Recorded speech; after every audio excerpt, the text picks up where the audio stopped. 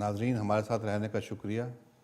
ایک مرتبہ پھر جناب عاشر عظیم کے ساتھ بات چیت شروع کرتے ہیں.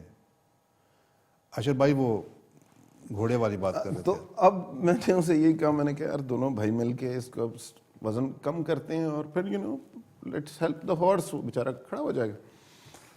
وہ غصے میں آیا ہوا تھا, پتہ نہیں کیا تھا, کہتا نہیں بیوی سے لڑا ہوگا اور پتہ نہیں کیا تھا ایٹیٹیوڈ اس کا. وہ کہتا نہیں اس کا تو باپ بھی اٹھے گا اور اسے پھر مارنا شروع کر دے. جب سردی میں چوٹ لگتی ہے نا, مطلب اس طرح کی ٹھنڈ میں, تو اب مجھے سمجھنا ہے کہ یار مطلب بیوقوف آدمی تو کیا کر رہا ہے. And that poor animal he was trying desperately to get up every time it slip ہو جاتا تھا. جو اس نے 2-3 دفعہ مارا, میں نے اس کا ہاتھ پکڑ لیا. میں کہ یار میں تجھے سمجھا رہا ہوں, نہیں کر, میں سامان تیرے ساتھ اتار رہا ہوں, اٹس یور ہارس. بٹ وہ تب گیا, کہتا میں تجھے بھی ماروں گا, اور ہماری لڑائی شروع ہو گئی. اور جب گھر پہنچا تو وہی ناک منہ سجا ہوا جیسے اکثر پہنچتا تھا. والد صاحب نے کہا کیا ہوا؟ میں نے کہا جی اس طرح ہوا. کہتے ہیں یار تمہیں پرابلم کیا ہے, تم کیوں جا کے دوسرے کے ایشو میں. اب مسئلہ یہ ہے کہ ہم اپنے بچوں کو ٹرین بھی یہ کرتے ہیں کہ بیٹا تو کہیں زیادتی ہوتے دیکھے نا تو کان نیچے کر کے گھر آ جائے کر.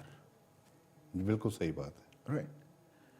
How can a nation move forward where they see that things are going wrong and nobody dares to stand up and do something about it? Right? بالکل صحیح بات ہے. So I think I am just, آپ نے دیکھا ہے بہت بری بات ہے, مطلب میرے ہمیشہ رونگٹے کھڑے ہوتے ہیں. پاکستان میں خواتین کو ننگا کر کے سڑکوں پہ چلایا گیا. بالکل صحیح بات ہے. کئی دفعہ اخباروں میں پڑھی ہوں گے. ہوا ہے, بالکل ہوا ہے. ہم نے کیا کیا؟ چپ ہو گئے.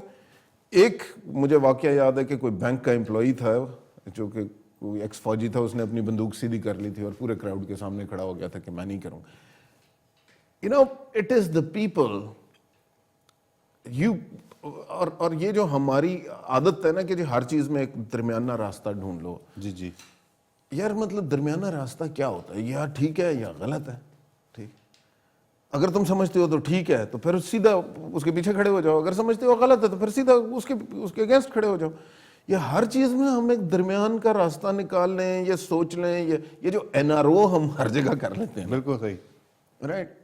Well, we'll have to stop. As a nation, we'll have to stand up and say, hey, this is right, this is wrong, this is what we are going to tolerate, this is what we are not going to tolerate. بالکل بالکل. So I would stick to my guns کہ جی it is also the people. بالکل. They have just learned کہ ہم نے ہر چیز برداشت کر لینی ہے, اور ہم کہیں زیادتی ہوتے دیکھیں تو جب تک میرے ذات پہ ہوگی تو پھر بھائی ساری انوائرمنٹ کوئی بھی آپ کے پیچھے کھڑا نہیں ہوتا. بالکل صحیح. جب آپ کسی کے پیچھے نہیں کھڑے ہوتے. تو یہ جو الیکشن ہونے والے ہیں نیکسٹ ایئر, مجھے لگتا ہے بہت کم ٹائم ہے.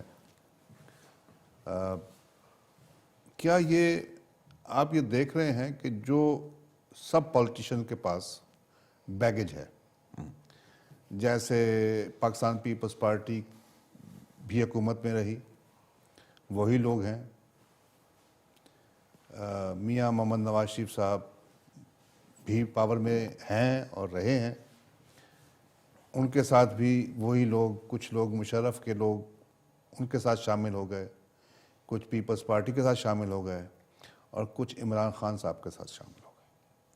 اب عمران خان صاحب نے تو کوئی حکومت کی نہیں, ان سے ہم امید بھی کر سکتے ہیں یا وہ بہت بڑا کام بھی کر سکتے ہیں یا کوئی ڈیزاسٹر بھی ہو سکتا ہے, کیونکہ انہوں نے حکومت نہیں کی ہوئی.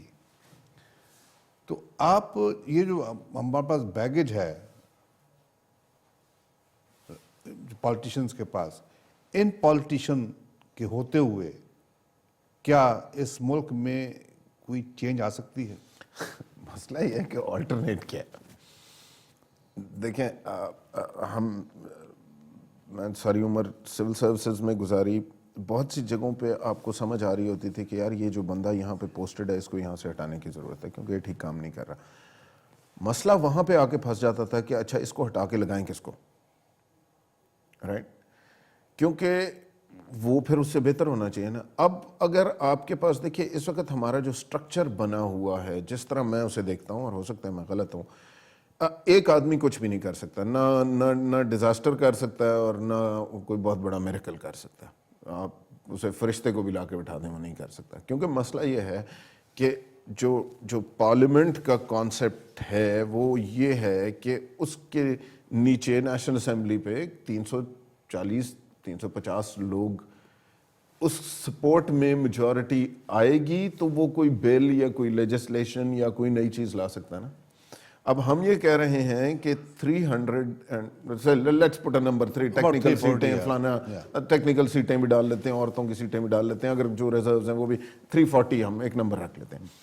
اب 340 کے 340 آپ کیسے ویژنریز لائیں گے جن کو ایک آئیڈیا ہو کہ بھائی یہ انگریز کا دیکھیں آپ کا CRPC ہماری لیجسلیشن میں آج تک کوئی کام نہیں ہوا, میرا یہ ویو ہے. اسٹارٹنگ فرام آپ CRPC دیکھ لیں, PPC, کسٹم ایکٹ, جتنے میجر ایکٹس دیکھتے ہیں وہ 1832, 1834, 1836, 1800 کے برٹش ٹائم کے بنے ہوئے ہیں. ہم نے 1947 سے لے کے آج تک لیجسلیشن میں کوئی سیریس کام نہیں کیا. تو اگر لیجسلیٹو اسمبلیز لیجسلیشن ہی نہیں کرتی تو پھر وہ کرتی کیا ہیں؟ مجھے تو یہ نہیں سمجھ میں آتی کہ منسٹر صاحب ہیں نا جی, آپ کو یاد ہوگا, پھر نام نہیں لیتا کسی کا, لیکن اٹس جنرلی آل اوور, اور میڈیا بھی یہی کہتا ہے جی فلانی جگہ آگ لگی تھی, چیف منسٹر تو آیا ہی نہیں. یار چیف منسٹر ہے کہ فائر بریگیڈ ہے؟ آپ کینیڈا میں سوچیں اگر آگ لگے گی تو کیا منسٹر ادھر آئے گا؟ کیوں آئے گا؟ ہمارا کلچر اس طرح کا ہے کہ ہم سمجھتے ہیں کہ منسٹر ہمارا رشتہ دار ہے تو وہ ویسے نہیں جو پوچھنے آ جاتا کہ خیریت ہے. ایکچولی تو اگر وہ ادھر آئے گا تو وہ تو جو آپ کی ایمرجنسی سروسز ہیں ان کو خراب کرے گا. بالکل صحیح بات ہے, رائٹ. لیکن ہمارا کلچر اس طرح کا بنا ہوا ہے کہ ہم الیکٹیبلز کون ہیں, بالکل, چاہے جو بھی پارٹی ہے اوپر, اس نے ہر علاقے میں ڈھونڈنا ہے کہ یہاں پہ الیکٹیبل کون ہے. اب وہ الیکٹیبل جو ہیں وہ پھر ذات, برادری, زبان کی بیسس پہ ہیں وہاں پہ. اگر کوئی بھی پارٹی ایسے لوگوں کو ٹکٹ دے دیتی ہے جو الیکٹیبل نہیں ہے تو وہ تو ویسے ہی اوپر نہیں آ سکتے. جیسے ہی آپ الیکٹیبلز لینے جائیں گے تو وہ سارے کے سارے پرانے دکاندار ہیں جو کہ بیسیکلی اپنا بزنس چمکانے کے لیے کسی پرٹیکولر پارٹی کو جوائن کر لیتے ہیں. بالکل صحیح بات ہے. اب پارٹی اس کے پیچھے کھڑی ہوتی ہے, وہ پارٹی کے پیچھے کھڑا ہوتا ہے. So I think it's not a problem of one man کہ جی اوپر اگر دیکھیں نا یہ کوئی ڈکٹیٹرشپ تھوڑی ہوگی. whoever gets elected, right, he has to have the support of at national level a large number of people, like-minded people. کیونکہ اگر وہ کوئی ایسی چیز کرنے کی کوشش کرے گا جو کہ ریڈیکلی ہو سکتا ہے ملک کے انٹرسٹ میں ہو لیکن ان الیکٹیبلز کے انٹرسٹ میں نہ ہو تو کیا کر لے گا؟ وہ کچھ بھی نہیں کر سکتا, وہ ہٹ جائے گا. ٹھیک ہے جی. اسی طرح پروونشل اسمبلیز ہیں. So I don't think anything is going to happen irrespective who turns up.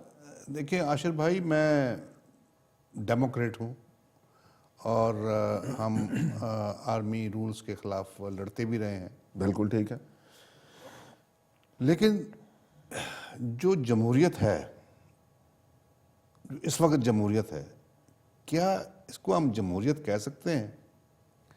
مجھے لگتا ہے یہ فاشزم ہے. مطلب اس میں جمہوریت کے نام پہ ایک بادشاہت قائم کی جا رہی ہے. آپ اس کے متعلق کیا کہتے ہیں؟ I 100% agree with you.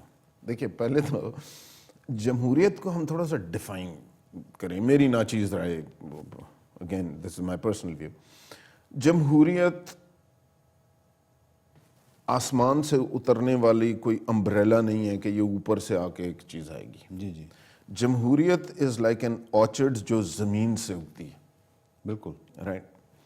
اب مسئلہ یہ ہے کہ جس زمین پہ جب آپ آرچرڈ لگانے لگتے ہیں تو آرچرڈ لگانے سے پہلے آپ یہ تھوڑی ہے کہ سنگلاخ پہاڑ ہیں تو اس میں آپ جا کے صرف بیج پھینک دیں, ہر 5 سال بعد الیکشن کی صورت میں ایک بیج پھینکیں اور پھر آپ کہیں کہ یہاں پہ بڑے اچھے پھلدار درخت ہو جائیں گے جس کے ہم سائے میں بیٹھیں گے اور پوری سوسائٹی اسے انجوائے کرے گی.